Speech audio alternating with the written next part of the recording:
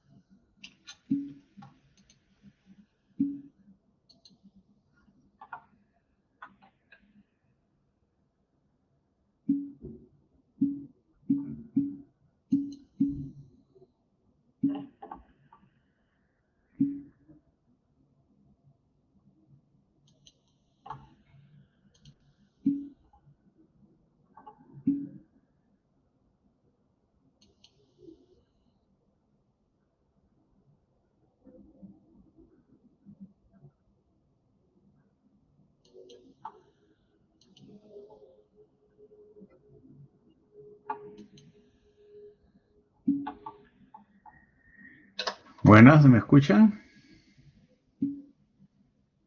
Sí, doctor, buenas tardes, sí se la escucha. Buenas tardes. Bueno, ya siendo las 14:43, vamos a dar inicio a la clase de hoy día. Va a ser una clase bastante prolongada, pero avanzaremos lo que podamos. Y si hay alguna pregunta que hacer, mm, la, la formulan, por favor. He tratado de nuevamente ir al ABC de la inmunología. Esto ya no lo hacía, no lo hice el semestre pasado, pero creo que es conveniente siempre recordar esto. Voy a ver si ya está, creo que ya está en grabación, ya está grabando. Bien, entonces vamos a hablar de los principios básicos del sistema inmunitario y de algunas aplicaciones de inmunoterapia. Y hay algunos conceptos que son bastante sorprendentes. Y no quiero tanto que lleven el concepto eh, molecular en sí, sino la idea de lo que se quiere transmitir. Ese es el fundamento, ¿no? de estas clases, y espero que así lo tomen. O sea, no se preocupen tanto por los aspectos de las moléculas que se describen o los tipos, etcétera. No, lo que yo quiero es que tengan una conceptualización de lo que se quiere transmitir, ¿no?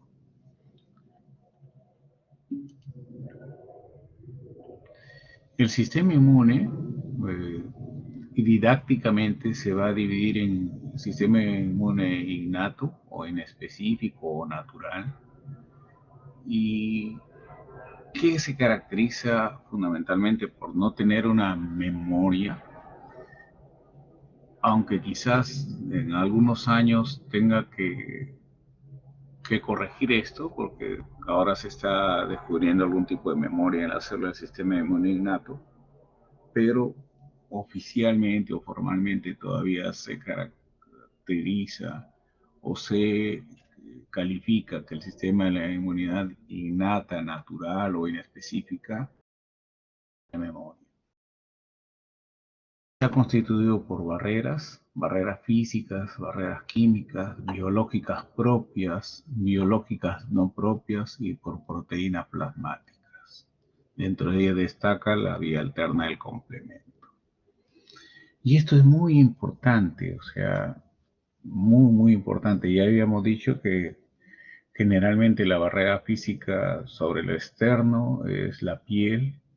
Una persona de 1,70 m va a tener 1,7 metros cuadrados de piel, y que nosotros lo valoramos la piel cuando la perdemos, ¿no? Y cuando la perdemos por accidentes, por quemaduras, etcétera, ¿no? Una quemadura de tercer grado lleva a un alto riesgo de mortalidad, ¿no? Pero habíamos dicho también que no solamente es una simple barrera física que constituye una barrera o un sistema inmunitario muy importante.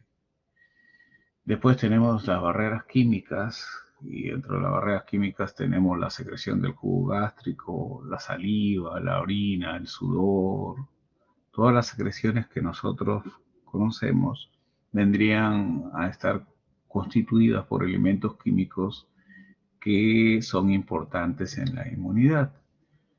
Muchos de los alimentos que nosotros ingerimos pueden tener bacterias y nos pueden ocasionar infección. Sin embargo, el ácido clorhídrico del jugo gástrico elimina muchas bacterias, ¿no? Elimina muchas bacterias, y estas bacterias eliminadas ya no van a producir infección. Y si no las elimina todas, disminuye la carga bacteriana ingerida. Después tenemos barreras biológicas propias del sistema inmune innato. Tenemos los neutrófilos, los eosinófilos, los basófilos, los monocitos, las células dendríticas, a excepción del linfocito T y del linfocito B.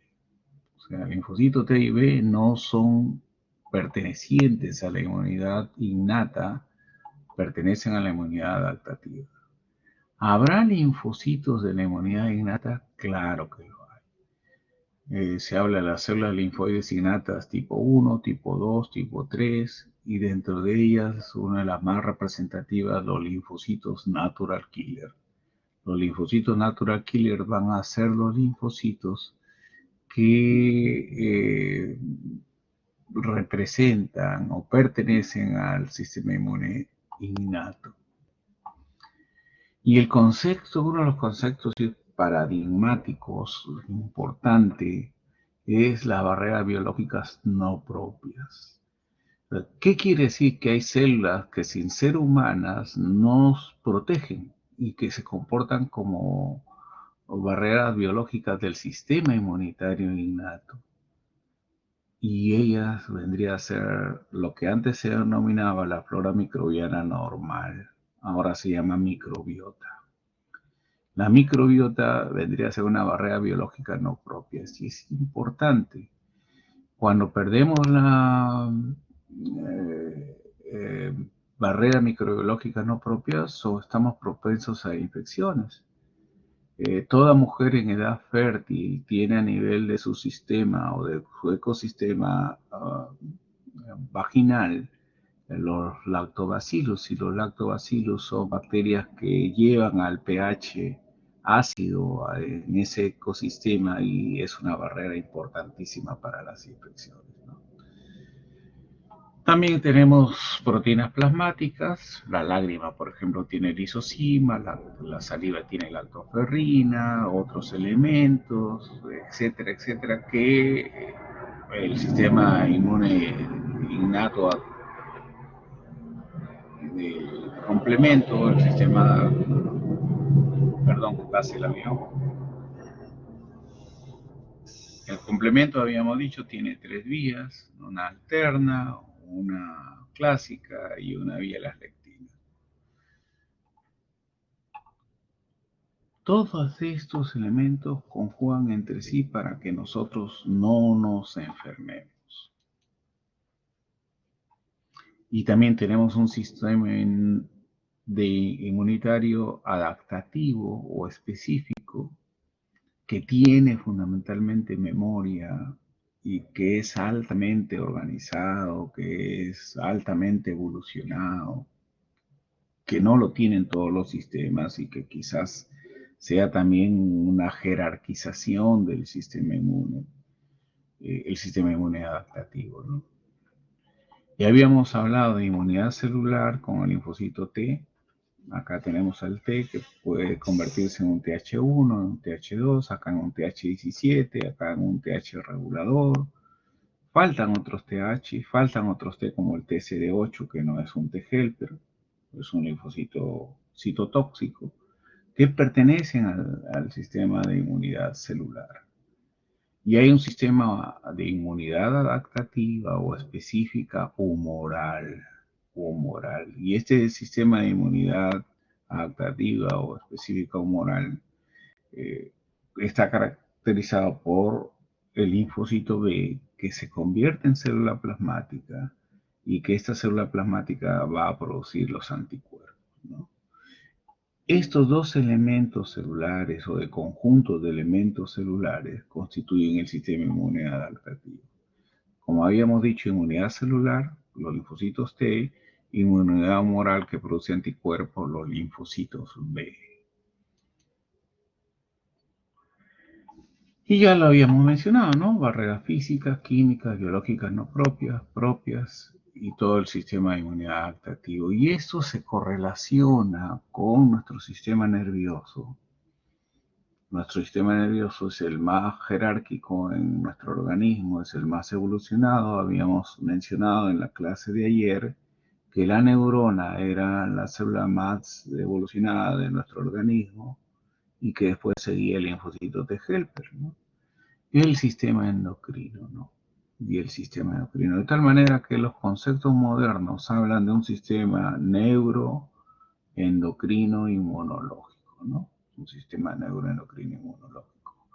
Ayer hablamos de los receptores PRR y se ha visto, ya no quise ahondar más en el tema, pero se ha visto que así como los PRR son receptores de patrones moleculares asociados a patógenos y de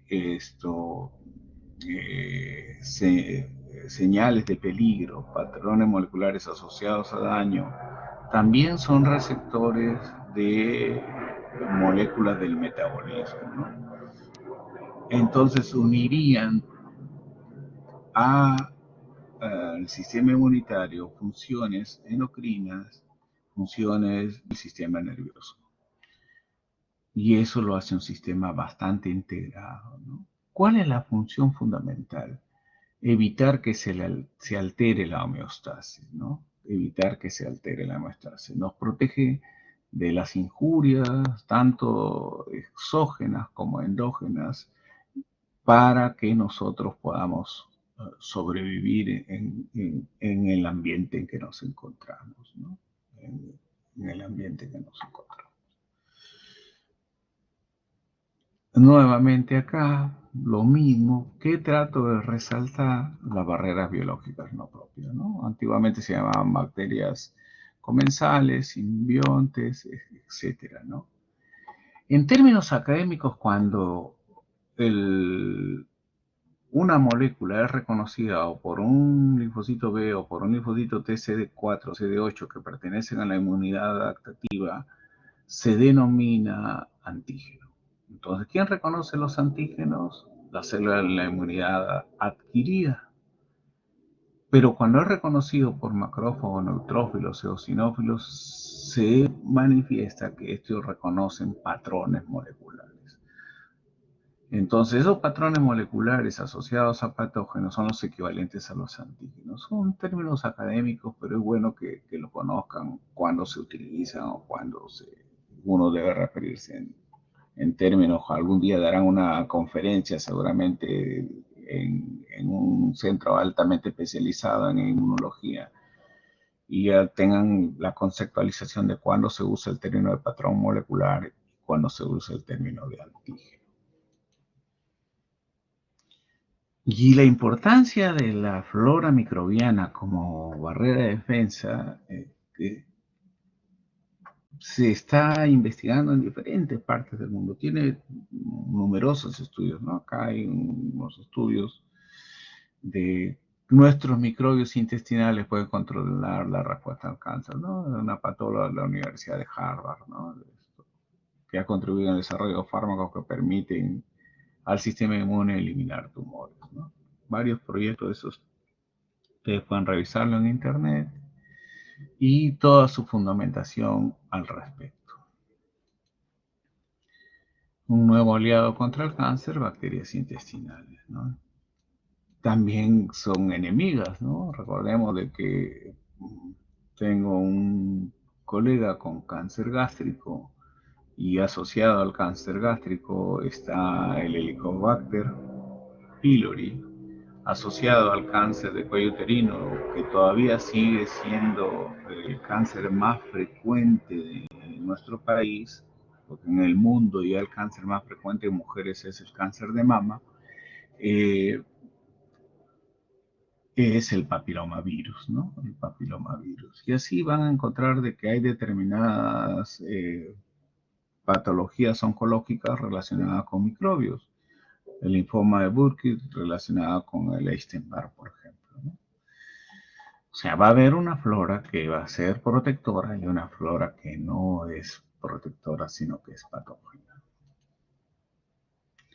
Ya habíamos visto acá la inmunidad adaptativa específica, que tiene memoria y que está conformada por linfocitos T y B, ¿no? Esto ya lo hemos visto.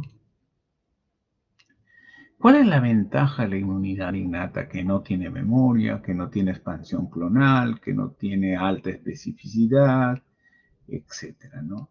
La rapidez con que actúa. Entonces actúan desde minutos a horas, ¿no? Mientras se va preparando la respuesta más potente, que es la adaptativa, participa, interviene la inmunidad innata, ¿no? Ya hemos visto de las barreras epiteliales, las barreras biológicas propias, las moléculas que participan también como defensa, como las del complemento, etc. Y ya habíamos visto la piel, mucosa, barrera placentaria, y todos estos elementos son importantes dentro de la inmunidad innata, ¿no?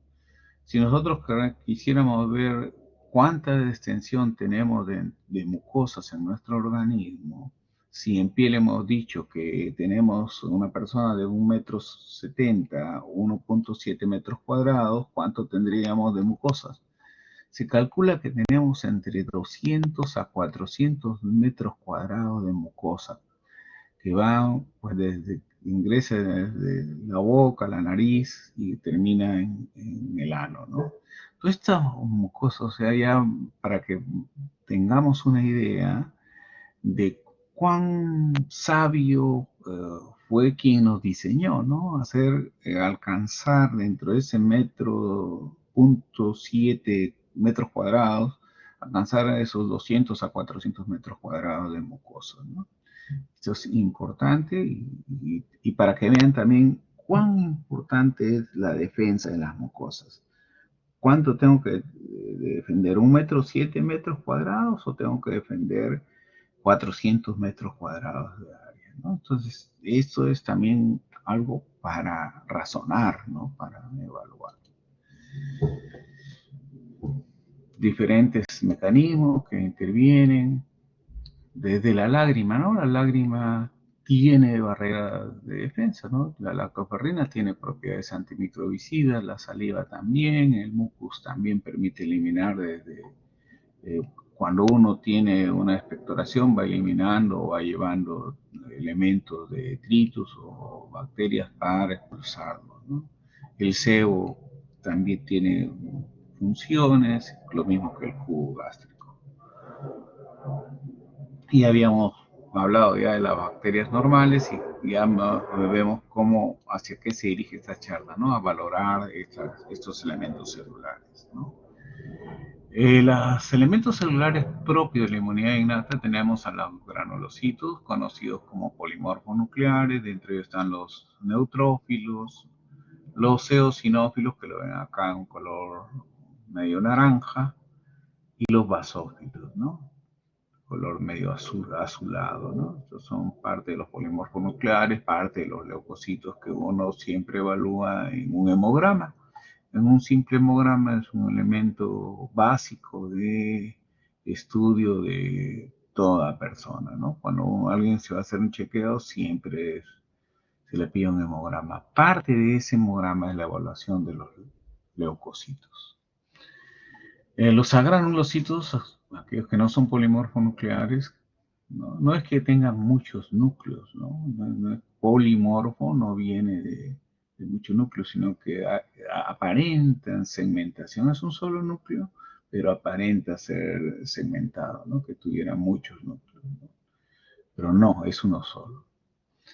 Acá no tiene esa apariencia cuando uno lo ve al microscopio, y tenemos a los linfocitos de la inmunidad innata, que ya habíamos dicho que teníamos linfocitos, inmunidad células linfocitarias innatas tipo 1, tipo 2 y tipo 3. De los monocitos es en sangre periférica, y recuerden que cuando van a tejidos se convierte el monocito en macrófago. Y diversas proteínas que nosotros vemos que participan o observamos que participan, algunos solo en la inmunidad innata y algunos también en la inmunidad adaptativa, ¿no?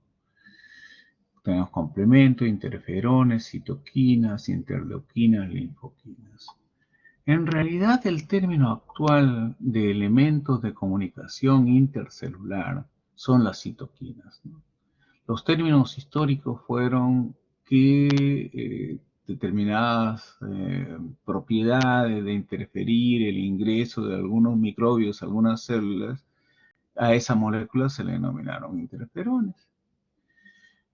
A otras se le veía que participaban en una intercomunicación entre los leucocitos, por eso leuquinas, interleuquinas. Otros que permitían la comunicación solo entre los linfocitos, linfoquinas. Pero a medida que se avanzó en conocimiento, se vio que no estaba restringido a un solo tipo de células, ni a un grupo de células, sino que muchas células producían estos elementos de comunicación celular. Por eso se le redefinió como citocinas o citoquinas, ¿no? Dentro de una respuesta inmunitaria, muchas veces llevan a este estado de inflamación, ¿no? Un estado de alerta, un estado de guerra, como habíamos dicho ayer, donde el sistema inmunitario busca a un responsable y lo ataca, ¿no? Y es implacable contra ese elemento que lo está atacando. Ahí ya lo tenemos en conjunto, tanto todos los elementos celulares y moleculares del sistema inmune innato. ¿Cuál es la diferencia entre el sistema inmune innato y adaptativo? En realidad es una diferencia académica, porque en el organismo nadie está diciendo por acá va el equipo del sistema inmune innato y por acá va el sistema inmune adaptativo. Trabajan en conjunto.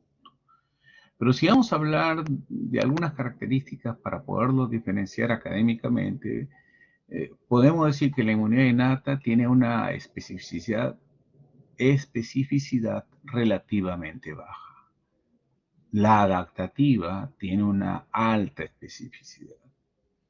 La diversidad, o sea, cuántos antígenos van a atacar, La adaptativa es una amplia, muchísimos, millones, miles de millones.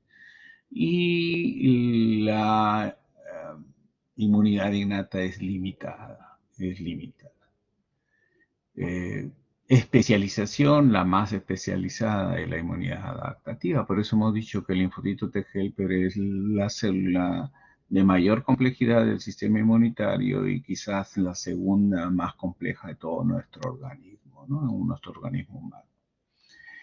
Vean acá, este es un fagocito que está ingiriendo bacterias. Pero estas bacterias también pueden ser reconocidas por el linfocito B y este linfocito B va a activarse y va a producir anticuerpos contra esta bacteria. Una cosa es la fagocitosis sin anticuerpos en su superficie y otra cosa es la fagocitosis con anticuerpos en su superficie. Estos anticuerpos que se unen y que son producidos por el linfocito B de la inmunidad adaptativa facilitan, potencian, mejoran la fagocitosis. Ese proceso se llama opsonización y permite una mejor, una mayor fagocitosis del macrófago. Acá es un proceso que no es tan eficiente y aquí sí lo es. O sea, el sistema inmune adaptativo también participa con el sistema inmune innato para mejorar sus funciones. Como les decía, siempre trabajan en conjunto. ¿Qué caracteriza a la inmunidad adaptativa? Ya habíamos dicho que los elementos celulares de la inmunidad adaptativa son los linfocitos T. En términos generales, nosotros podemos hablar de T CD4 y TCD8, ¿no? Hay pequeñas poblaciones que son excepciones, que no vamos a hablar hoy día de ellas, pero sí lo existen. Y el linfocito B, ¿no? El linfocito T y B. El B se convierte en célula plasmática y del T hay muchas variantes, ¿no? Y la que nosotros podemos clasificar es en CD4 y en CD8. CD8 citotóxico, CD4 helper. Y de helper ya hemos visto que podemos clasificarlo en varios tipos. ¿Qué caracteriza esta inmunidad adaptativa? Que es adquirida. ¿Y por qué se llama adquirida? Porque se adquiere frente al patógeno. Cuando recién se tiene contacto frente al patógeno, recién se activa el sistema inmunitario. El sistema inmunitario está en un estado tranquilo, basal, sin hacer nada, en paz, pero si hay algún antígeno que lo activa, este va a responder. Adquiere su capacidad de respuesta después del contacto con el antígeno que lo va a estimular, ¿no? Por eso se llama adquirida. Pero ya está programada para reconocer a su antígeno. Lo que él ya lleva programado es el reconocimiento a qué antígeno va a reconocer. Es específica, solo reconoce un antígeno. Más que un patógeno, solo reconoce a un antígeno. Entonces, y más específicamente, solo reconoce a un epítope. Ese sería el término correcto de esto, ¿no? Que a todo el patógeno reconoce. Un patógeno puede tener varios antígenos y un antígeno puede tener varios epítopes. Eso lo hemos ido aprendiendo con nuestro trabajo, con nuestro propio trabajo profesional, ¿no? Entonces, es específica a un epítope, ¿no? Eso es lo que nosotros podríamos mencionar, ¿no? ¿Tiene memoria? Claro, si tiene memoria, va a formar defensas contra el epítope que lo estimuló, y si ese epítope regresa, o si es un microbio y ocasiona una reinfección, se reactiva y va a dar una respuesta rápida, potente contra el epítope que lo reestimuló, podríamos decir, ¿no? Es evolucionada, claro, evolucionada porque se presenta solo en vertebrados. Tiene un amplio repertorio, va a reconocer millones de antígenos, pero una célula reconoce a uno, otra a otra, y así, o sea, como habíamos hablado, el linfocito 1 reconoce al epítope A, el linfocito 2 al B, el 3 al C. El linfocito 1.000.000 reconoce a la palabra XZY, por ejemplo, ¿no? Entonces, a eso hablamos de diversidad. Es celular, claro, está la respuesta celular y de inmunidad adaptativa celular, la responsabilidad del linfocito T, que ya es nuevamente, vuelvo a repetir, puede ser CD4 o puede ser CD8. Y si es CD4 se llama helper. O puede ser una respuesta humoral fundamentalmente dada por los linfocitos B que se convierte en célula plasmática y que produce anticuerpos. Estos son conceptos básicos que ustedes ya lo han llevado en su curso de inmunología, que los estamos recordando. Entonces ya hemos dicho una inmunidad innata y una adquirida, pero acá vamos a hablar fundamentalmente de la adquirida, ¿no? Y mire, la adquirida se puede adquirir de manera natural por una enfermedad o de manera artificial por vacunas, por ejemplo, ¿no? Qué importante, ¿no? La inmunidad se genera por vacunas de manera artificial, porque eso es manipulación humana, a las personas para que su sistema inmunitario adquirido genere defensas contra esa vacuna. O si le da una infección natural, también y sobrevive la persona, el propio organismo desarrolla su mecanismo de defensa para eliminar a este agente infeccioso, ¿no? Entonces, la inmunidad puede ser adquirida, puede ser de manera natural o puede ser de manera artificial. Puede ser inducida, ¿no? De manera natural o artificial. Con memoria inmunológica, sí, sabemos que la inmunidad adaptativa tiene memoria, ¿no? Eso es por definición. Todos los linfocitos T y B tienen memoria. Entonces, ¿cuándo va a ser pasiva? Cuando el organismo genera su propia respuesta. Cuando el organismo se enfrenta, o las células del sistema inmunitario se enfrentan a antígenos. Eso sería el término más sencillo. Es activa porque va a luchar contra antígenos, ¿no? Y esos antígenos pueden ser adquiridos o ingresar a nuestro organismo de manera natural por una infección o por una vacunación, ¿no? Entonces siempre nos vamos a enfrentar a antígenos. Dentro de antígenos ya habíamos dicho que la parte que se reconoce es el epítope. Entonces nuestro sistema inmunitario va a denominarse activo, o nuestra inmunidad va a ser activa cuando nos enfrentamos a antígenos y nuestros propios linfocitos son los que se enfrentan a esos antígenos, ya sea adquiridos de manera natural o por vacunación. Entonces, si hoy día tenemos algo de la clase se llama inmunoterapia, entonces nosotros podemos generar una respuesta inmunitaria poniendo antígenos. Y esos antígenos van a generar la producción de anticuerpos. Y esos antígenos nosotros los podemos elaborar a través de una vacuna, por ejemplo, ¿no? No quiero complicar más ahí lo dejo. Esto es para hablar horas y horas de la maravillosa actividad que tiene el sistema inmunitario en nuestra defensa, que nos permite sobrevivir.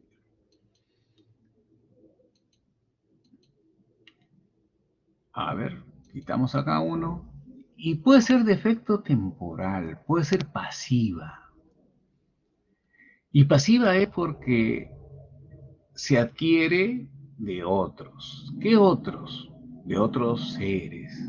Pueden ser humanos o pueden ser de otras especies, seres de otras especies. Por ejemplo, un feto o un recién nacido va a adquirir elementos inmunitarios transferidos por la madre, a través de la placenta o a través de la lactancia, dentro de ellos el calostro, ¿no? De una manera natural. Entonces, pero esa inmunidad que se formó en otro organismo va a ser temporal, no va a durar para siempre, va a ser temporal y se pierde cuando ya pasa el efecto de lo que nos ingresó. ¿Qué nos transfiere la madre por vía transplacentaria? Células, no, porque no ingresan células porque el tamaño es pequeño, pero sí ingresan anticuerpos, ¿no? Y esos anticuerpos nos defienden. Un determinado tiempo, se habla de 18 meses de defensa. ¿Qué nos van a defender esos anticuerpos de las infecciones que podamos enfrentar? O sea, la madre ya nos está protegiendo, transfiriéndonos sus anticuerpos a nuestro organismo para que cuando nazcamos y nos enfrentemos a microbios, estos microbios no ocasionen nuestra muerte y sean estos anticuerpos nuestras defensas contra estos microbios que van a afectarnos, ¿no? ¿Y cómo lo adquirió la madre? Pues en todo el trayecto de su vida, en sus 20 años, 25 años, 30 años, de haber tenido contacto con antígenos, va elaborando sus propios anticuerpos, ¿no? La naturaleza es bastante sabia, ¿no? Y nos protege. Pero hay una inmunidad pasiva que no es natural, que es artificial. Entonces, inoculamos nosotros, muchas veces se inoculaba antígenos en animales como el caballo, como el conejo, como el carnero, otros seres humanos también, y de ahí obteníamos su suero. Y ese suero es el que le inyectamos a una persona cuando lo requiere. Cuando lo requiere. Por ejemplo, a veces ya vemos estados avanzados del tétano. El paciente ya viene con el tétano bastante avanzado, la enfermedad tetánica bastante avanzada, y nosotros ya no le podemos poner vacuna de antígeno porque no le va a hacer nada. Mientras el sistema inmunitario demore en procesar esta información y genere las defensas, el paciente va a fallecer. Entonces nosotros ya tenemos que tener anticuerpos contra la toxina tetánica, pero producidos en otro animal o en otra persona si es posible. Y le administramos al paciente con la intención de salvarle la vida, ¿no? Esto es importante. Cuando alguien le muerde un perro rabioso, el perro rabioso, si te muerde el pie, va a ir desde el pie hasta tu cerebro, va a demorar un tiempo llegar hasta tu cerebro. Ahí te pueden poner el antígeno del virus de la rabia, te pueden poner el virus de la rabia ya como forma de vacuna, como antígeno, y el sistema inmunitario va a reconocerlo y va a atacar. Y va después a atacar al virus natural que va a ascender a través desde el pie hasta el cerebro, va a ascender para generar la enfermedad y lo impide. Pero si la mordedura es en la cara, la distancia que va a recorrer al cerebro es corta y ya no podemos poner antígeno. ¿Qué ponemos? Anticuerpos contra el virus de la rabia. Esa es una inmunidad pasiva. Y esos anticuerpos van a cumplir su función, van a evitar que te dé la rabia, pero después que pasa su efecto, ese efecto solo es temporal y ya no queda memoria inmunológica dentro de ellos. Por eso que su efecto es temporal, ¿no? Ahí tenemos los dos mecanismos, tanto con memoria inmunológica de activa, pasiva, un efecto temporal, un efecto permanente, y que son las maravillas de nuestro sistema inmunitario. Aquí habría que hacer una pregunta: ¿qué está pasando con el virus del SARS-CoV-2, ¿no? Que nos ha llevado a una docencia vía online, ¿no?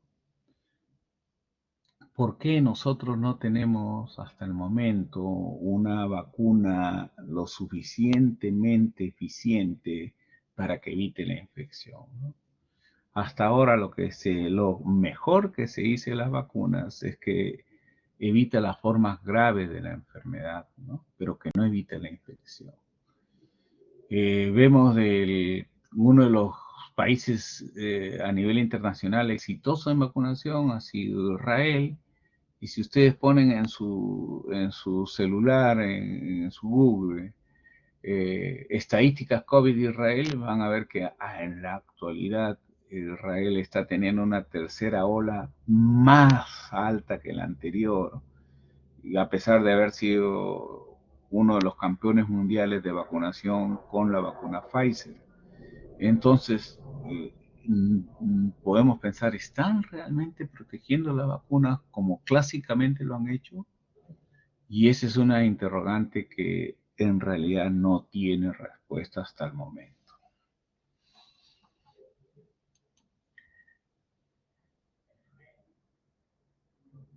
¿Y cuál es la diferencia entre la inmunidad activa y pasiva, ¿no? Acá en la inmunidad activa nosotros colocamos antígenos. El organismo del ser que recibe ese antígeno va a activar a su sistema inmunitario y este sistema inmunitario le va a poder recuperarse y va a tener esta célula del sistema inmunitario una especificidad contra este antígeno y una memoria contra este antígeno. Si este antígeno vuelve a regresar, el sistema inmunitario de este ser ya está preparado para responder eficientemente contra este microbio, ¿no? Ya no va a permitir que produzca la enfermedad que previamente había hecho. La inmunidad pasiva es diferente. Aquí administramos células o anticuerpos, células o moléculas, y le colocamos, que son producidos en otro organismo, a este ratoncito. Viene el microbio, ya no va a poder producir la enfermedad, se va a recuperar, sí, va a ser una respuesta específica, sí, pero no tiene memoria.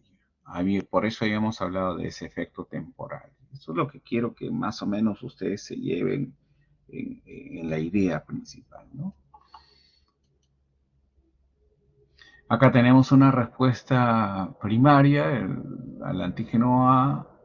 ¿Qué es una respuesta primaria? Es nuestro primer contacto. Eso quiere decir primaria, nuestra primera vez. La primera vez que tuvimos este contacto.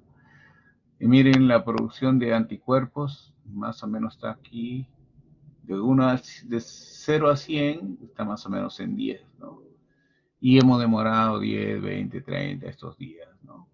Nuestra primera vez. Nuestro sistema inmunitario se demora y desarrolla una respuesta menos potente y más lenta, ¿no?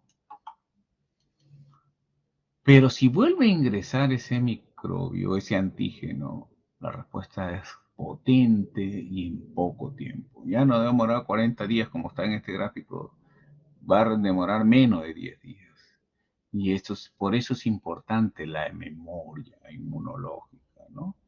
Es importante la memoria inmunológica. La primera vez es respuesta primaria, la segunda vez es respuesta secundaria, la tercera, la cuarta, la quinta, la sexta, la séptima, todas las respuestas después de la primera vez se llaman secundarias. No hay respuesta terciaria, cuaternaria, no. Todas las respuestas después de la primera vez se llaman respuesta secundaria. ¿Y qué van a ocasionar? Una rápida y potente respuesta. Este es el fundamento de las vacunas. Te ponen el antígeno del virus para que produzca anticuerpos, va a demorarse en producirlo, pero cuando ingrese el virus en forma natural, rápidamente y en corto tiempo va a responder nuestro organismo y debería de evitar la infección de la persona, ¿no? Eso es lo que debería hacer.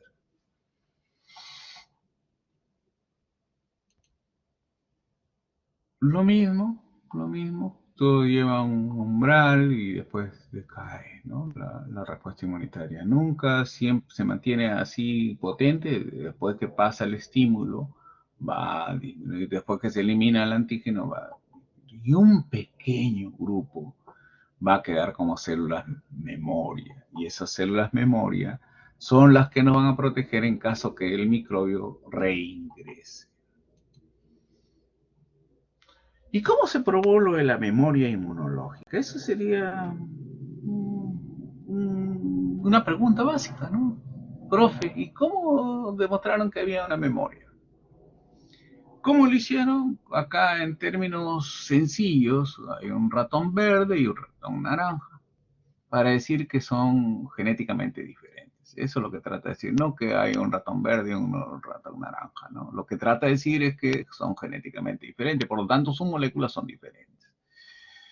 Cogieron un trozo de piel del ratón verde y le pusieron al ratón naranja. El ratón naranja a los 3 días toleró esa piel verde que le pusieron, pero al día 10 generó rechazo de esa piel verde, porque no era similar genéticamente. El verde es diferente de la... ¿Qué más hicieron? O sea, ya supieron que rechazaba la piel verde en 10 días. En 10 días. Pero eso no me demuestra nada de memoria inmunológica, ¿no?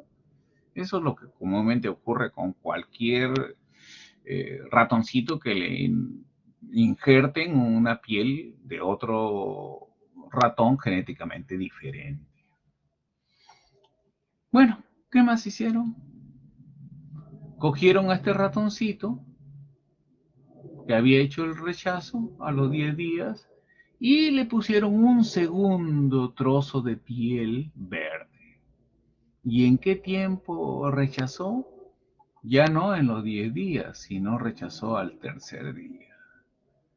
Oye, pero ha sido más corto, más rápido el rechazo en menor tiempo. Ah, es que debe de tener memoria, ¿no? Debe de tener memoria. Porque la primera vez demoró 10 días y la segunda vez demoró 3 días en rechazar la piel de otro ratón genéticamente diferente. Ah, debe ser por memoria. A ver, ¿y cuál es el causante de la memoria? ¿Por de dónde viene esto de la memoria? ¿Qué es lo que origina este rechazo? Dijeron, bueno, vamos a sacarle sangre al ratoncito. Le extraemos sangre al ratoncito con una jeringa. Generalmente al ratoncito se le saca de la colita o de otras partes. Ahí tiene sus venitas y se le extrajo sangre. ¿Qué más se hizo? Se le colocó a un nuevo ratoncito naranja, a un nuevo ratoncito naranja, no al mismo, sino a uno nuevo. Y se le inoculó la piel verde. ¿Y a los cuántos días rechazó? A los 3 días. Entonces, ¿cuál era el responsable de que este rechace a los 3 días si era su primera vez que tenía contacto? La sangre que le habían sacado a este ratoncito que ya había tenido rechazo o contacto previo con esta piel verde, ¿no? Y se demostró que los elementos celulares eran los responsables del rechazo, ¿no? Esto es para nosotros muy importante, sobre todo en la inmunología de los trasplantes, en el cual vamos a tener una clase también de inmunología de trasplantes, y ese es el fundamento. O sea, ¿qué células son las responsables del rechazo? Las células de inmunidad adquirida. ¿Y cuáles son las células de inmunidad adquirida? Los linfocitos B y los linfocitos T. Ambos pueden ocasionar un rechazo humoral o un rechazo celular. Y yo trabajo en un laboratorio de histocompatibilidad encargado de la selección de la pareja donante receptor, y nuestro trabajo consiste fundamentalmente en que el injerto no vaya a ser rechazado. Y ahora cambiamos un poquito la perspectiva y vamos a hablar del trasplante de microbiota. Podría hablar del trasplante de órganos sólidos, de médula ósea, de pulmón, de corazón, de riñón, de los trasplantes combinados, etc. Y no, vamos a hablar de trasplante de microbios. Y esto es, como digo, un nuevo paradigma dentro de la medicina, ¿no? O sea, este trasplante de microbiota. Me pueden decir, doctor, pero ¿y por qué no usa la palabra con N? ¿Por qué sin N? La palabra castellana es trasplante, la palabra inglesa es transplante, ¿no? Sí, ambos pueden aplicarse en castellano, yo prefiero aplicar la palabra original, ¿no? Pero las dos son correctas.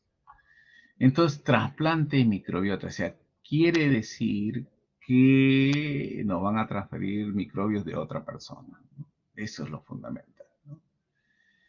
Y este esquema es muy importante porque fundamentalmente no ven un rostro humano acá, sino un rostro o una figura llena de microbios y dentro de ellos el genoma, que es genoma humano más microbiano, ¿no? Es lo que trata de explicar este gráfico y que tiene trascendencia en nuestro cerebro. Bastante ilógico, podríamos decirlo en términos sencillos, bastante prometedor y quizás si es cierto nos lleve a nuevos campos de terapia médica, ¿no? Terapia médica.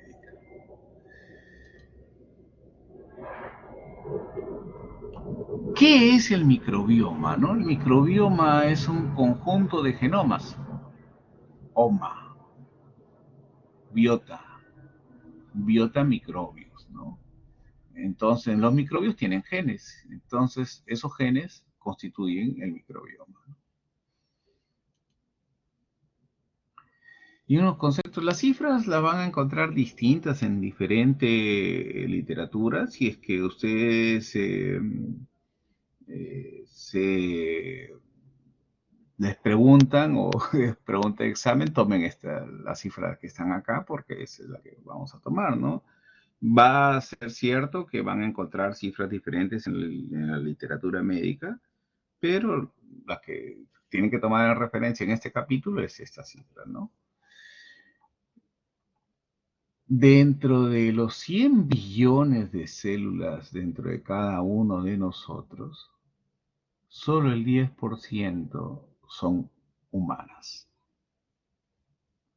Entonces este gráfico tiene bastante de cierto, ¿no?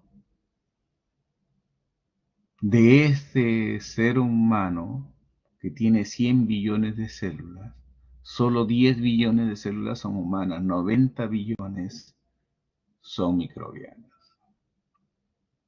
Eso es lo que quiere decir ese gráfico. Y eso es lo que quiero que tengan. Y no solamente los microbios son bacterias, hongos y otros microbios. No voy a dar una clase de microbiota, no es el objetivo, sino la conceptualización de para qué nos serviría un microbioma o una microbiota, ¿no? Y el microbioma, el huerto humano, es la suerte de una granja o jardín que si aprendemos a conservarla y a cultivarla, nuestra microbiota nos ayudará a combatir enfermedades, ¿no? Hay microbios benéficos y hay microbios perjudiciales. Ya habíamos dicho que los lactobacilos nos protegen o protegen a nuestras mujeres de que tengan infecciones en el ecosistema vaginal gracias a los lactobacilos. Y tienen también su familia de estas bacterias tienen también trascendencia en nuestra flora microbiana, gastrointestinal, etcétera, ¿no? Y hay microbios perjudiciales. Entonces, siempre podríamos volver al concepto del yin y el yang, ¿no? ¿Y qué es el trasplante de microbiota? El trasplante de microbiota, lo que están estudiando es la microbiota fecal, ¿no? Es la transferencia de ese de un donante sano a un receptor enfermo que alberga un microbioma colónico alterado. ¿Con qué objeto? Con el objetivo de restaurar la eubiosis. Eubiosis. Y en términos prácticos es un trasplante de heces, ¿no? Para reconstituir la flora fecal, o también denominarla desde el punto de vista médico bacterioterapia fecal, ¿no? El trasplante de microbiota. El trasplante de microbiota fecal es una estrategia de tratamiento eficaz para la infección recurrente por Clostridium difficile, que no ha respondido a terapia farmacológica. Eso es lo que dice este gráfico. O sea, no tengo ya con qué tratar a este paciente y se me va a morir. Entonces, si se me va a morir este paciente, la última oportunidad que tengo es salvarles haciéndole un trasplante microbiota. En este momento es considerado también como un prospecto terapéutico de otras enfermedades gastrointestinales y no gastrointestinales, y seguramente va a avanzar a emerger en otros campos, ¿no? Antecedentes: Segunda Guerra Mundial, los beduinos ingerían heces de camello en caso de disentería. El Selman y colaboradores en Clostridium difficile, 4 pacientes con colitis pseudomembranosa son tratados con heces humanas. En el 83 los enemas, en el 89 enema de retención, en el 91 infusión por sonda nasoentérica, por gastroscopía en 1998, y en el siglo XXI por colonoscopía y por enemas autoadministrados, ¿no? Entonces vamos viendo la evolución, que también la tecnología permite otras aplicaciones a las que inicialmente se hicieron. Siglo XX, siglo de los antibióticos; siglo XXI tal vez sea de los probióticos, seguramente lo iremos viendo, ¿no? ¿Y cuál es la realidad? Desde 1920, que comenzó a producirse los primeros antibióticos, como la penicilina, y 30 aparecieron más, 40 aparecieron más, 50 más antibióticos, 60 comenzaron a disminuir, se mantuvo por los 70, y por los 80 ya mucho menos, y las nuevas clases de antibióticos cada vez van disminuyendo, de tal manera que los mecanismos de resistencia bacteriana les permite sobrevivir, y el conocimiento humano no ha descubierto nuevos fármacos con que tratar los que ya tienen una resistencia determinada. De ahí la importancia del uso racional de los antibióticos como un esquema básico para la aplicación médica, ¿no? O en la aplicación médica. Las bacterias mueren por virus, ¿no? Esos virus que atacan a bacterias son los bacteriófagos, ¿no? Y probablemente se conviertan en una arma biológica contra las bacterias. Podría ser, ¿no? Podría ser una herramienta. Y esta flora microbiota gastrointestinal varía con el tiempo, ¿no? Debe ser un año, interacción con la microbiota materna, de 1 a 6, de 6 a 13, de 13 a 19, interacción entre la microbiota intestinal con el huésped, la diversidad filogenética de los 20 a los 60, ya vemos ya hacia los 60, 100 años un sistema inmunitario que está disminuido, hay un desbalance en la dieta, hay una motilidad alterada, y eso también altera la microbiota. Entonces hay varios factores determinantes en la microbiota gastrointestinal. Estás tomando antibióticos, qué tipo de dieta realizas, qué edad tienes, en qué estado de estrés estás sometido, cuál es tu genotipo, tomas probióticos, embarazo, nacimiento, edad y origen geográfico, ¿no? Entonces, esto influye finalmente en qué tipo de microbiota gastrointestinal tendrás, ¿no? Y recordar que tenemos buenas y malas bacterias, ¿no? Bacterias amigas, bacterias enemigas, ¿no? Tenemos alrededor de 10 a la 14 bacterias por gramo en el colon, más de 100 especies, y ese término me llamó bastante la atención. Hay una comunicación bidireccional entre la microbiota y el cerebro.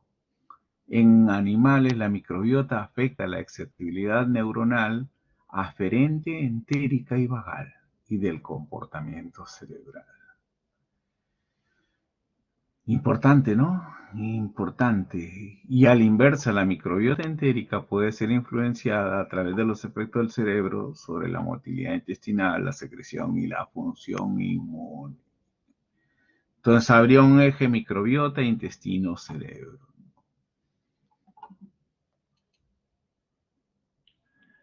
El complejo sistema microbiológico responsable de la salud del huésped con la cooperación de barrera mucosa y el sistema inmune local, ¿no? Microbiota intestinal, recordemos lo que habíamos hablado, que las mucosas tienen entre 200 a 400 metros cuadrados.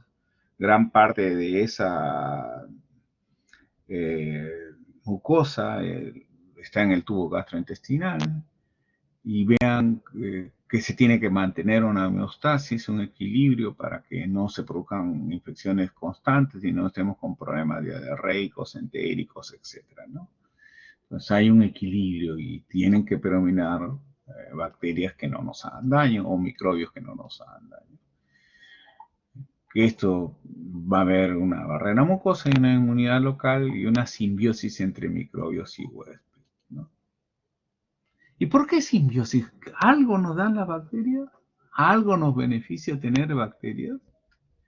Si somos solo el 10% humanos y 90% somos bacterias y tenemos que cambiar nuestro chip para pensar lo que somos y no lo que creemos ser, algo nos tienen que dar las bacterias, ¿no? Digestión de hidrato de carbono, producción de nutrientes esenciales como la vitamina K y la vitamina B12. Desarrollo y regulación del sistema inmune en la mucosa intestinal, regulación del sistema nervioso central, desintoxicación de xenobióticos y carcinógenos, protección contra la colonización por patógenos. Si nuestro intestino está lleno de bacterias buenas, ya no van a poder ingresar las bacterias malas, ¿no? Si eso se altera, va a haber una disbiosis gastrointestinal, va a alterar cualitativa y cuantitativamente la microbiota del estómago, del intestino delgado y del colon. ¿Y qué va a haber? Va a haber un sobrecrecimiento. Las bacterias o fragmentos bacterianos se traslocan con la circulación portal y sistémica, promoviendo enfermedades a nivel gastrointestinal o sistémicas, si ya va por la sangre, ¿no? ¿Y cuál es la epidemiología del Clostridium difficile? 5 a 20% se desarrolla posantibiótico. Nuestros antibióticos alteran nuestra flora microbiana y llevan a esa alteración, esa disbiosis, y son los responsables de que presentemos infecciones por Clostridium difficile. ¿Quién prolifera? Después de la mortalidad de nuestra flora microbiana normal, de nuestra microbiota, el Clostridium difficile. 3 a 29% de hospitalizados con antibióticos desarrollan diarrea. 10 a 25% de los gérmenes aislados por Clostridium son Clostridium difficile, ¿no? 50 a 75% de colitis asociadas a antibióticos son por Clostridium difficile. 90 a 100% con colitis pseudomembranosa. 3% de los individuos sanos, 16 a 35% de pacientes hospitalizados son portadores y es la primera causa bacteriana de diarrea en los pacientes VIH-Sida. Existe un aumento importante en la incidencia de hasta 10 veces más en algunos países. Acá está nuestro Perú. 12.9 por 1000 admisiones, ¿no? Y acá hay otros 104 pacientes, 0.5, 2.6, 1.8 por 1000, etcétera, ¿no? En diferentes países y en diferentes continentes.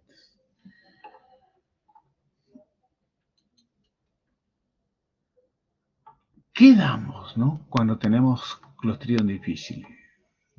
Diarrea por Clostridium difficile, antibióticos clindamicina, cefalosporina, penicilina, quinolona, macrólidos, tetraciclina, cloramphenicol, factores de riesgo, antibióticos o quimioterápicos con actividad antimicrobiana, edad avanzada, estancia hospitalaria prolongada, cuidados intensivos, supresión inmunológica, sonda nasogástrica, fiebre, calambres, etc., ¿no?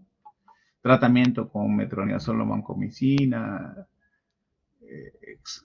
lo que se da usualmente, ¿no? ¿Cómo quedamos de tratamiento? Metronidazol, vancomicina, probióticos, trasplante microbiota fecal para los casos refractarios, ¿no?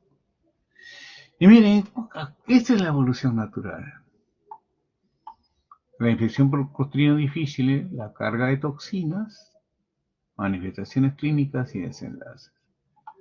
Portador asintomático, habíamos dicho un 3%, diarrea leve autolimitada, diarrea moderada, colitis pseudomembranosa, colon perforado, shock séptico y muerte, ¿no? Publicado por el Lancet en el 2001, ¿no? O sea, es algo que puede ser desde totalmente asintomático hasta la muerte. ¿Qué se hace entonces? Está el primer episodio, infección leve moderada, infección severa y complicada y los respectivos fármacos, ¿no? Primera recurrencia, segunda recurrencia. Y la tercera o más recurrencias es el trasplante de microbiota fetal. Y eso es importante. ¿Y eso se puede hacer en nuestro Perú? Claro que se puede hacer en nuestro Perú. ¿Y lo estamos haciendo? No. ¿Y qué esperamos? Que se nos mueran los pacientes, observarlos y mirarlos y nada más. Yo creo que se pueden cambiar las cosas, ¿no? Si yo hago trasplantes, me debería preocupar por trasplante de microbiota, seguramente hasta sería motivo de burla. Mira, ahí está el que está recolectando heces, etcétera, por no decir otras palabras, ¿no? Pero es necesario, ¿no? Y va a ser más necesario con ustedes, porque como ya hemos visto, las herramientas farmacológicas cada vez son menores. Hay muchas revisiones con este tipo de tratamiento. Muchos investigadores investigan y planifican tener todas unas características para caracterizar a los donantes, para ver qué exámenes puedan validar a estas personas como donantes. Resolución de síntomas, individuo saludable, microbiota saludable, reducción de las especies y diversidad microbiana del tubo gastrointestinal, ingestión de esporas de Clostridium difficile, llega al problema, se le da antibióticos o se le da muestra fecal y que se reconstituya su microbiota estable y saludable y nuevamente es ese círculo. Entonces, parte de ese restablecimiento, de ese equilibrio, de esa flora microbiana desde el punto de vista inmunitario, es importante. Bien, las heces de donantes examinadas para detectar agentes infecciosos, se añade solución salina, se agita, se filtra, se coloca en jeringas, se entrega por vía oral o por colonoscopia o por edema, ¿no? O se tiene un banco de microbiota, ¿no? Se descongela la muestra, se carga en jeringas, en botellas de agua, o se administra por colonoscopía, o se preparan cápsulas congeladas y se administra oralmente, ¿no?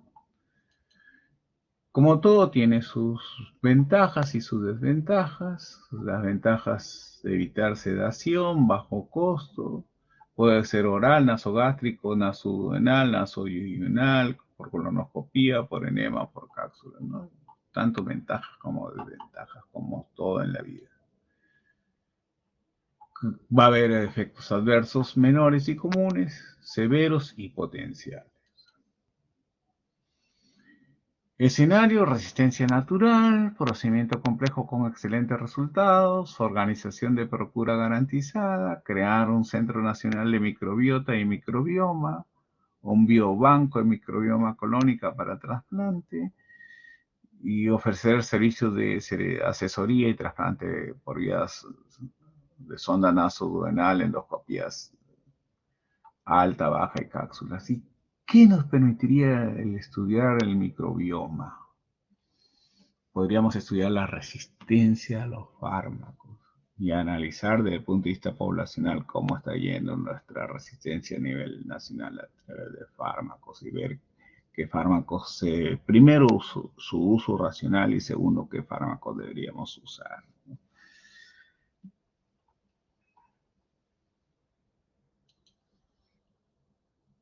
En el Perú hay unos estudios que ya se están realizando. El maestro Soriano, César Soriano, encabezaba dentro de un hospital y impulsaba esta terapia. Esperemos que tenga éxito. Y para finalizar, en base a este sistema de trasplante de microbiota, eh, hay una hipótesis de una base común de patogénesis de enfermedad causada por la microbiota gastrointestinal disbiótica, personas sanas con susceptibilidad génica, trastornos poligénicos, susceptibilidad genética y exposición medioambiental y resulta un trastorno poligénico. Y toda una serie de factores desencadenantes, ¿no? ¿Relacionadas con qué? Esclerosis múltiple, síndrome de fatiga crónica, autismo, ansiedad, aterosclerosis, púrpura trombocitopénica idiopática, diabetes mellitus, resistencia a la insulina, infección por Clostridium difficile, etcétera, obesidad, hígado graso, ¿no? Entonces, vemos de que quizás no hemos explorado en nuestra propia microbiota una fuente fisiopatológica de explicación y tratamiento, sobre todo, de muchas enfermedades. Gracias y alguna pregunta. Nos faltan 2 clases más, pero prefiero escuchar si tienen alguna pregunta. Los escucho.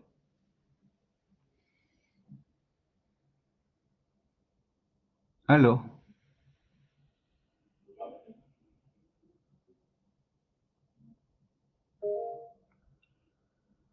A ver, le bajamos.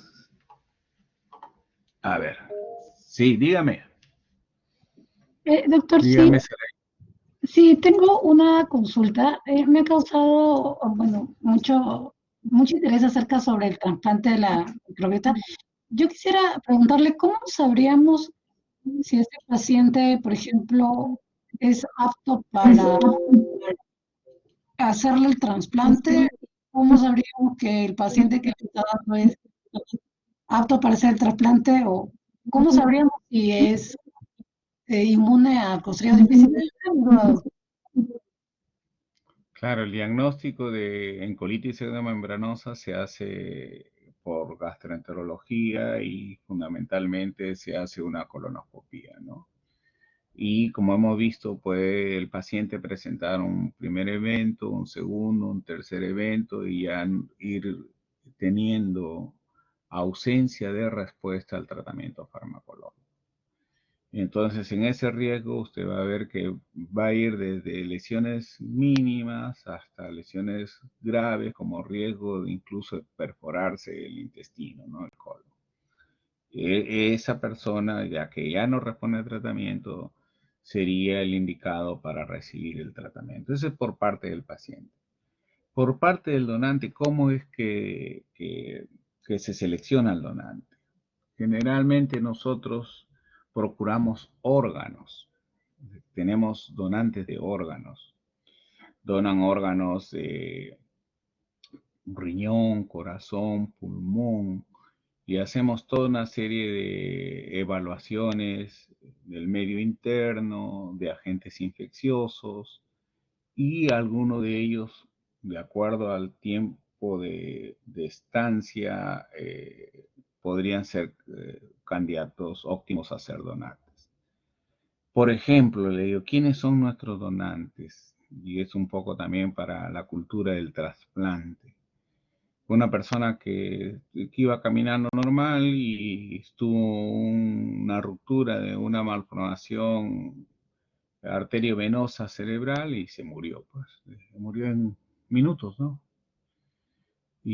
Pero su corazón sigue latiendo. Su corazón sigue latiendo. ¿Qué tuvo? Muerte cerebral. Nosotros tenemos varios tipos de muerte y basta un tipo de muerte, o sea, el tipo de muerte cerebral para que ese paciente ya no pueda ser recuperado. No es un coma profundo, no es un coma profundo, no es porque el paciente vuelve de un coma. Esta es una muerte cerebral, es todo un proceso que tiene aspectos médicos, tiene aspectos científicos, tiene aspectos legales para determinar la muerte. Estas personas podrían ser los donantes, por ejemplo, ¿no? Esa es una de las estrategias que mencionaba en las reuniones o en las conversaciones que tenía con el doctor Soriano, que podrían constituir una base para poder tener un banco de microbiota, ¿no? No sé si respondí su pregunta. Sí, doctor, muchas gracias. ¿Alguien más? Bueno, iremos entonces a otra, la siguiente. A ver, bajamos la mano por acá.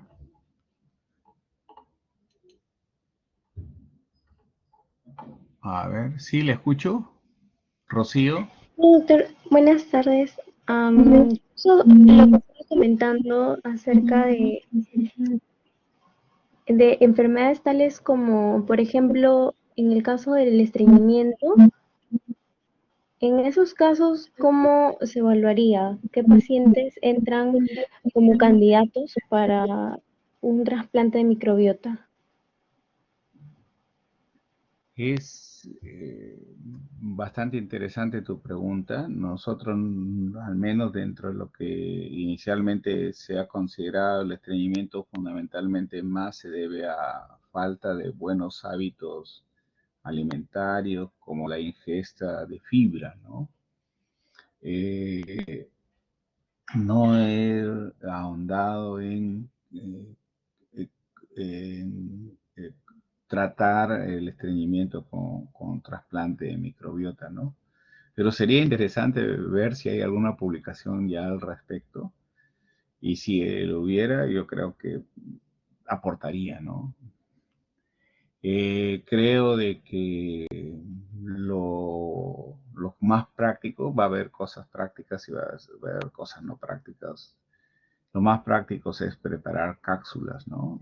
Y esas cápsulas deben de tener una garantía de que no van a producir efectos adversos severos, ¿no? Pero fundamentalmente en estreñimiento no he leído mayores estudios, más en enfermedades, mire que hasta tratan de relacionarlo con el autismo, o con el hígado graso, o con la obesidad, etcétera, ¿no? Pero sí, me ha inquietado su pregunta y quizás haga una profundización en ese aspecto. Ok, muchas gracias, doctor. Nicole, dígame. Sí, doctor, buenas tardes. Una consulta, referente al trasplante de microbiota, ¿en esos casos también se puede ver o puede producirse un rechazo? En realidad, tendrían que rechazarlo la propia flora microbiana del receptor, ¿no?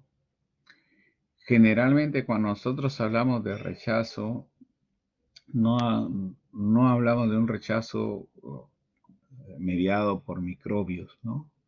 Sino fundamentalmente cuando hablamos en trasplantes hablamos de rechazo mediado por linfocitos T y por linfocitos B.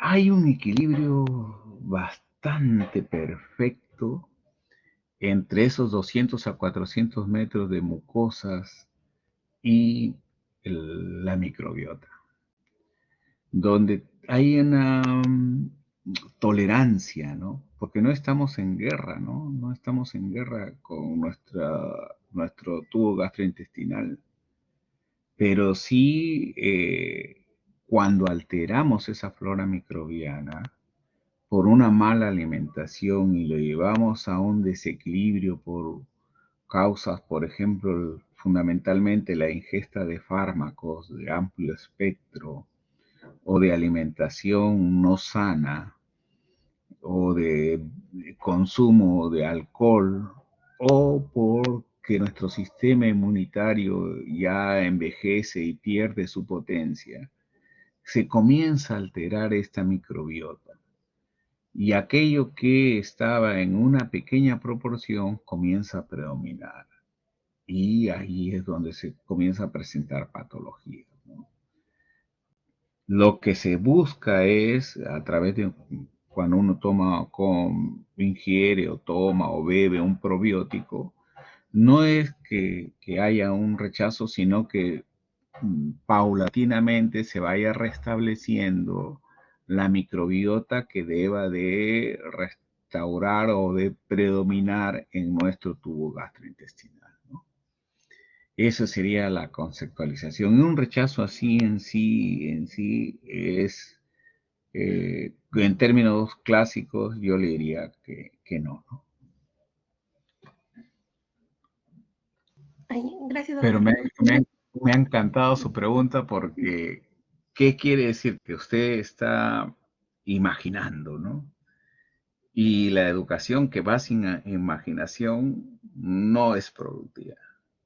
Aunque tengamos errores, pero no perdamos la capacidad de imaginar, porque las computadoras no imaginan. Y ahí hay un montón de almacenamiento de artículos, pero no imaginan, no aplican. Nosotros sí. Y eso es lo que es nuestro valor humano. Le felicito por su pregunta. Muchas gracias. A ver, ¿alguien más? Si no, pasamos a nuestra segunda clase. La segunda clase es una clase que va a ser bastante descriptiva y es de lo que nosotros hacemos a nivel del hospital. Y la verdad que a mí me encanta ser partícipe de ese proyecto que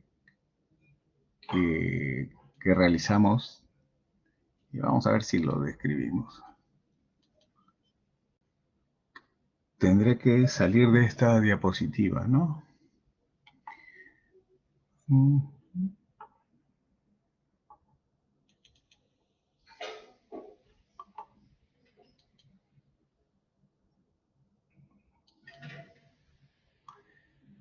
Vamos a esto. Ya terapia génica creo que ya sí definitivamente no creo que me alcance el tiempo.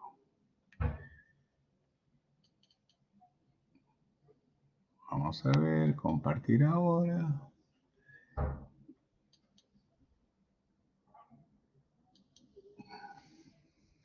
Vamos a hacerlo en 20 minutos que nos queda, así que en 17 minutos que nos quedan, ¿no? Nosotros hemos sido partícipes de la medicina regenerativa en nuestro país. Hicimos el primer trasplante celular en el año 2004. Ya vamos a tener 17 años haciendo terapia celular, ¿no? Y fue un hermoso reto y todavía seguimos en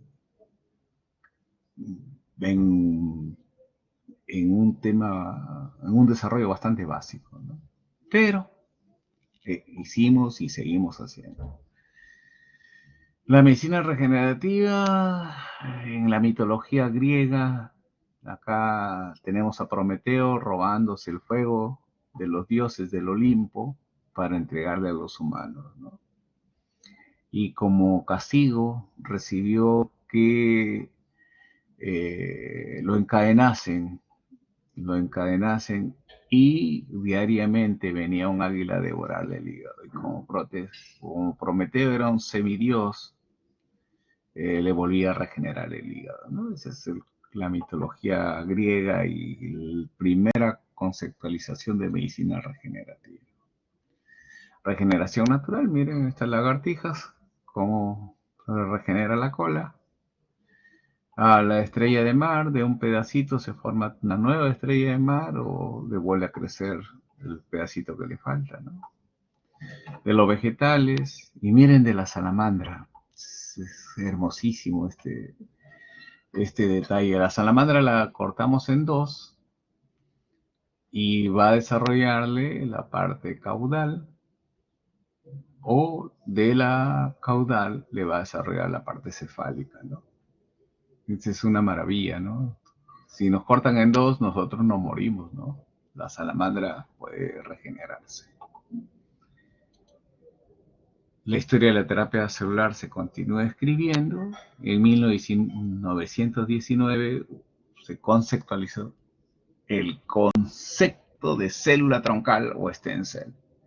Ahí no existía el concepto de célula madre, ¿no? Y de paso, el concepto de célula madre solo existe en el idioma castellano, ¿no? Hammond, en 1949, cultiva ratones, embriones de ratón.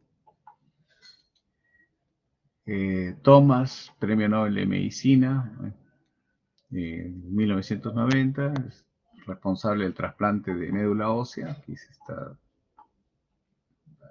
obteniendo la médula ósea. Progenitores hematopoyéticos extramedulares, progenitores hematopoyéticos extramedulares, con estos investigadores que encuentran que pueden desarrollar tanto en vaso, también desarrollan en hígado.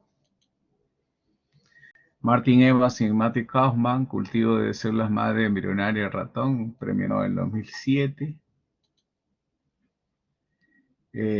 Transferencia técnica de microcirugía y extracción del pronúcleo del cigoto y fusión celular mediada por virus. Una maravilla.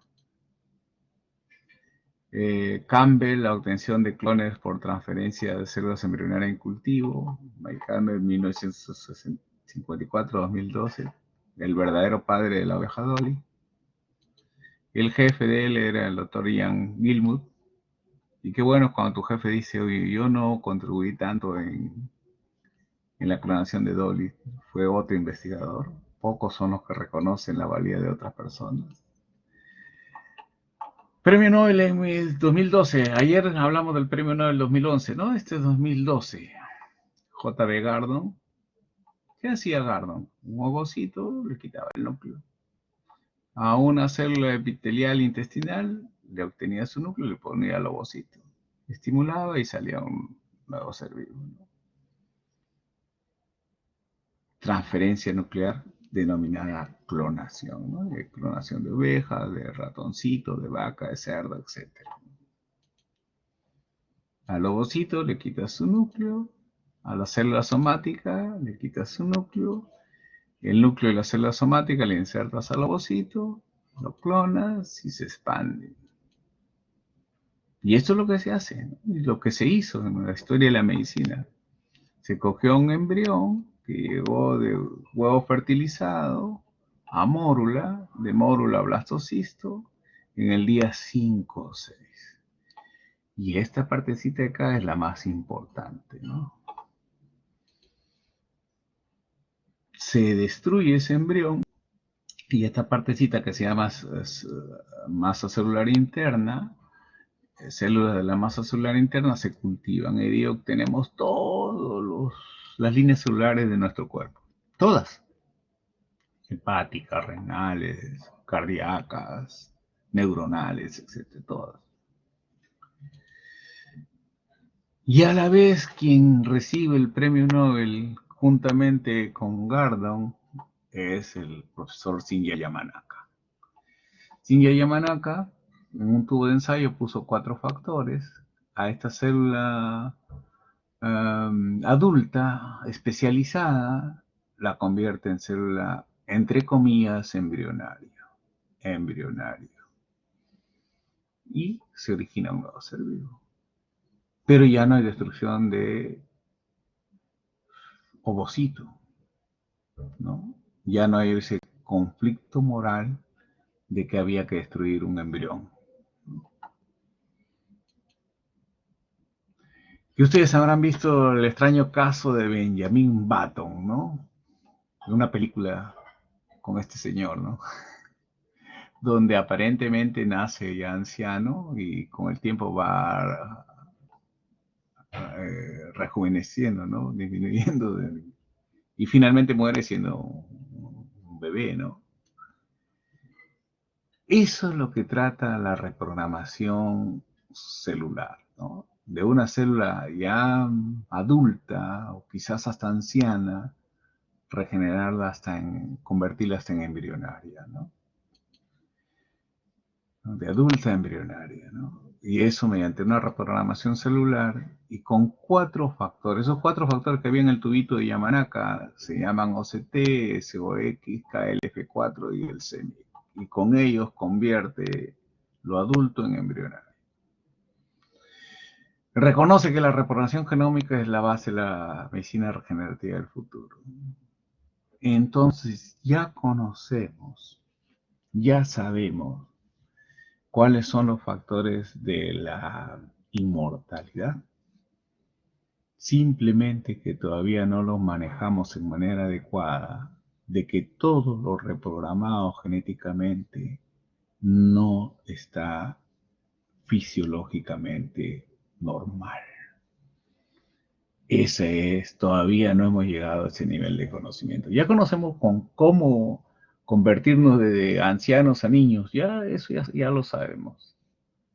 Pero en qué medida todavía no lo hemos logrado. ¿Algún día se sabrá?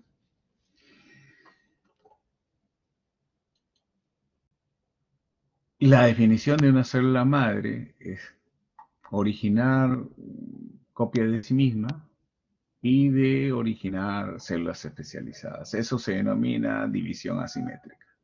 Una se va a especializar y otra se va a seguir manteniendo como célula madre.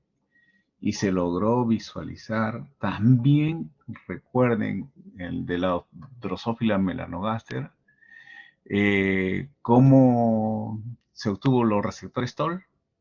También estas células filmadas en la Drosophila melanogaster con la famosa división asimétrica, ¿no? División asimétrica, característica de la división de la célula madre.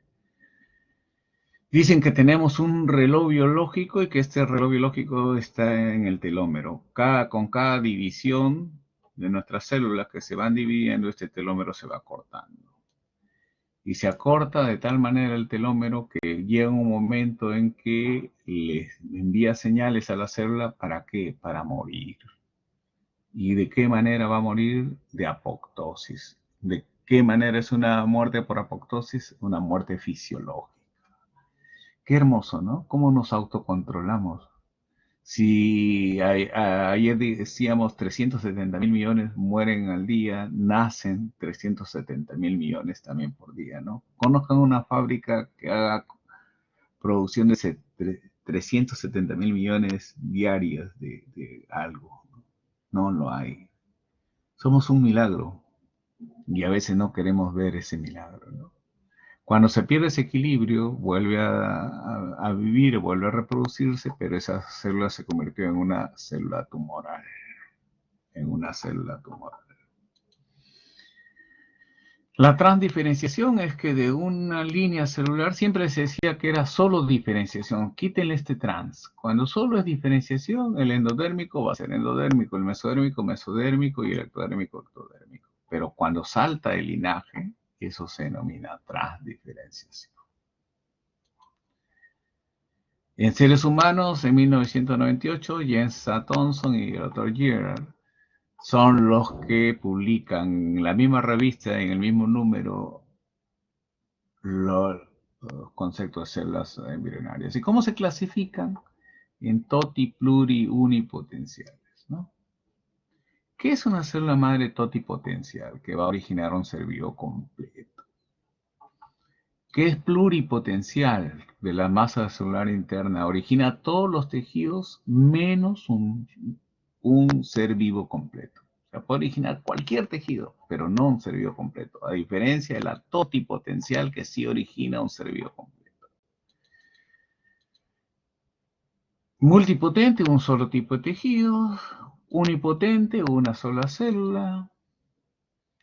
También de acuerdo al momento de ese desarrollo, embrionarias, stem cell embrionarias o stem cell adultas, ¿no?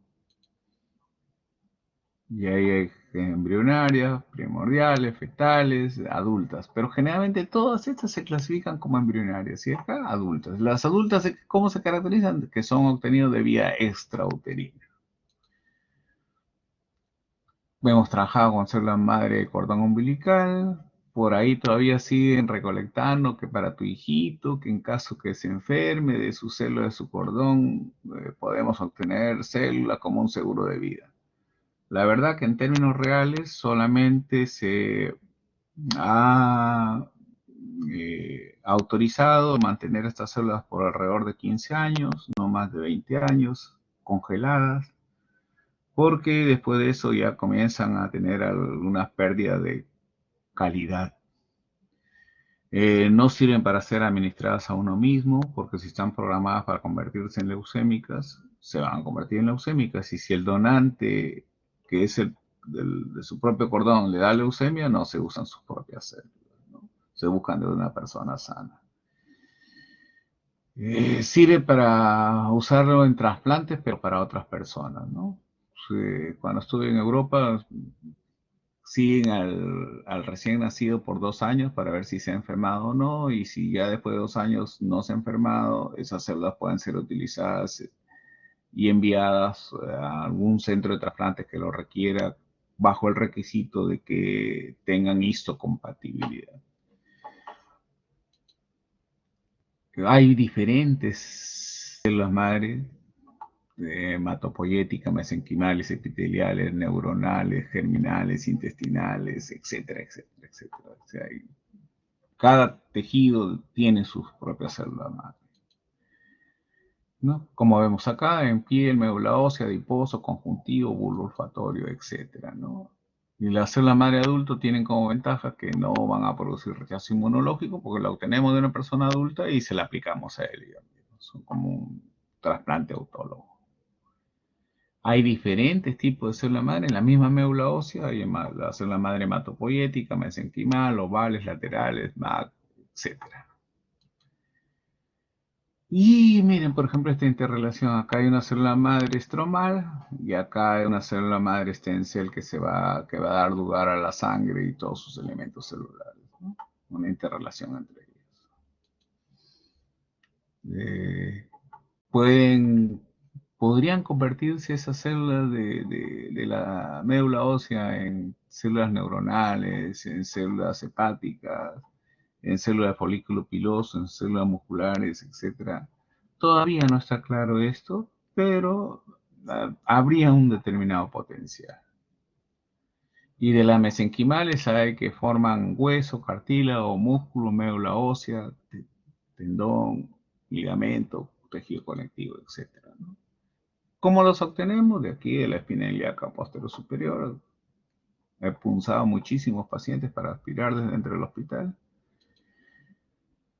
Les aspiramos, los envían a mi laboratorio, ahí las purificamos, podría decir, y las regresamos a sala de operaciones para que el cirujano, en este caso el doctor Rivas Plata, con el que se inició el proyecto, los aplique en corazón, ¿no? En un corazón con muchas zonas de infarto que ya el paciente no podía vivir o tenía alto riesgo de mortalidad y no había donante de corazón, esto se aplicaba en estas células madre. El corazón se recuperaba. Aquí está nuestro laboratorio, 2 integrantes de nuestro laboratorio. Los separábamos, los obteníamos por método de gradiente de densidad. Estas nubecitas que ven acá, estas vendrían a ser las células madre, de ahí las obteníamos. Hay diferentes tipos de célula madre, como ya les habíamos dicho, y los colocamos en jeringuitas, ¿no? Y en estas jeringas, en medio estéril, en una cabina de bioseguridad, las preparamos y las enviamos a sala de operaciones. hacíamos un recuento de cuántas células enviábamos, le hacíamos su citometría de flujo para ver cuántas stem cell, publicaciones a nivel de algunas revistas internacionales. Aquí lo ven al doctor Chunga como senior, investigador senior, al doctor Díaz Plata como investigador principal. Y se aplicaba, ¿no? También lo hemos aplicado en pie diabético con el doctor Alberto Teruya. Heridas que en años no cerraban, logramos cerrarlas, mejorarlas. En traumatología no logramos el éxito que requeríamos, pero sí hubo bastante calma del dolor. Ahí tenemos al doctor Aldave que ya cesó, nuestro equipo.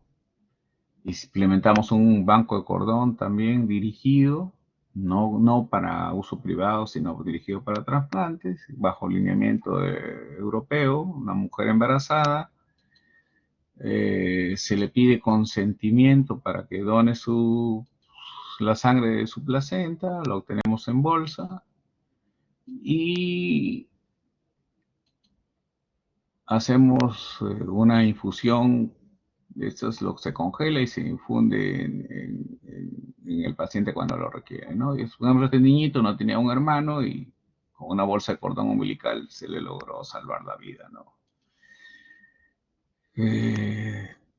Para trasplante por progenitor hematopoyético, yo vi una bolsa de un cordón umbilical ponerle a una persona de 90 y tantos kilos. Qué maravilla, ¿no? El paciente fue muy bien. Aquí en España, con nuestras profesoras, ¿no? Todo un honor. Nuestra mujer era calificada como la tercera mejor experta del mundo en cordón umbilical, Pilar Solves. En nuestro hospital también trabajamos en regenerar células corneales con la doctora Arellano, un magnífico trabajo.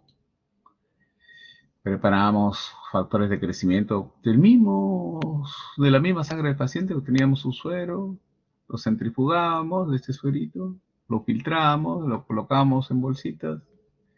También membrana amniótica para regeneración en caso de úlceras. También preparamos inmunosupresores en caso de enfermedades autoinmunitarias. Fuimos los primeros en el Perú en prepararlo. Y yo decía, ¿por qué no hacemos cosas, Dios mío? ¿Por qué siempre decimos no se puede? No había fórmula oftálmica, había fórmula dérmica, que eran otras concentraciones. Y lo hicimos, lo preparamos en mi laboratorio. Hasta ahora creo que nos llueven las bendiciones de las personas que recuperaron, ¿no? Se recuperaron su salud por ello.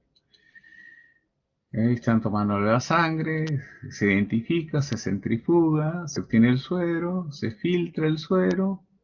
La forma de filtrarlo con estas jeringuitas, con esta jeringa y este filtro, es esterilizarlo, ¿no? Porque son filtros de 22 micras.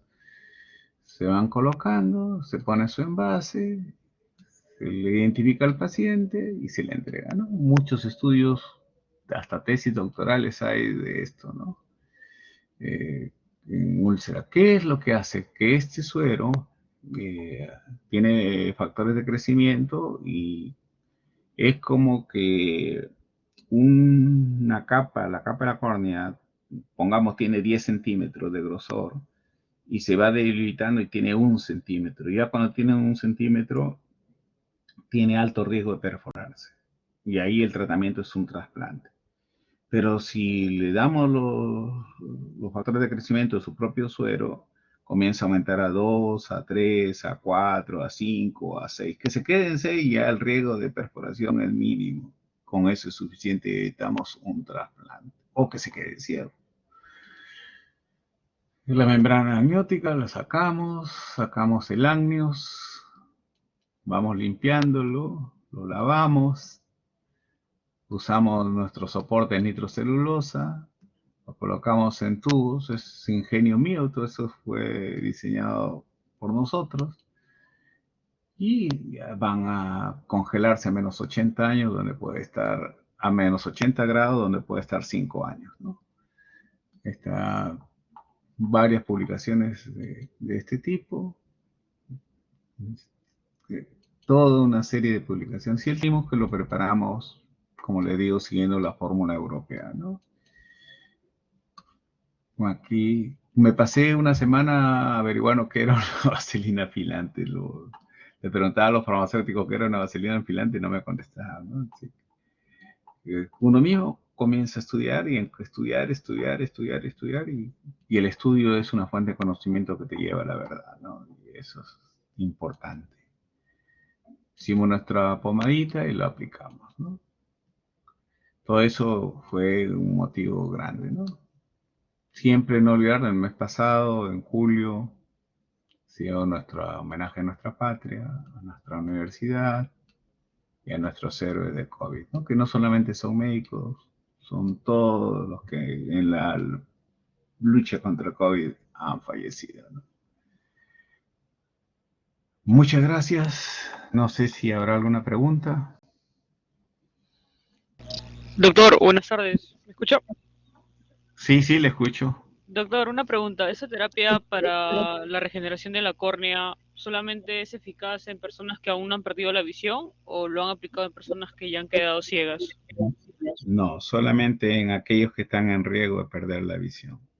No lo hemos aplicado en ciegos. Ok, gracias. Ya, sí. ¿Alguna otra pregunta?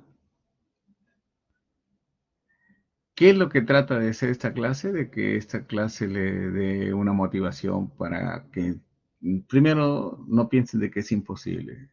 Segundo, que a veces haciendo cosas sencillas se obtiene grandes beneficios, sobre todo para el paciente. Tercero, que siempre lo que yo digo, gánense millones, pero millones de bendiciones, ¿no? Todo esto lo preparamos y no le cuesta ningún sol al paciente. Y ese es nuestro compromiso, ¿no? Vivir con la salud de las personas, ¿no? Para eso somos médicos, hasta entregar la vida, ¿no? Yo he sido en la primera ola jefe de todo laboratorio COVID en mi hospital, el más grande del país. Y me he podido morir, ¿no? Pero no podía soportar estar de licencia por mis comorbilidades, eh, viendo que otros se enfrentaban y yo cómodo en mi casa, ¿no? No consideré justo. Pero bueno, cada uno toma su decisión, ¿no? Uno de estos días vamos a hablar también de COVID y ahí podemos profundizar el tema. Muy bien, jóvenes, si no hay más preguntas, nos vemos el día de mañana. Gracias y buenas tardes.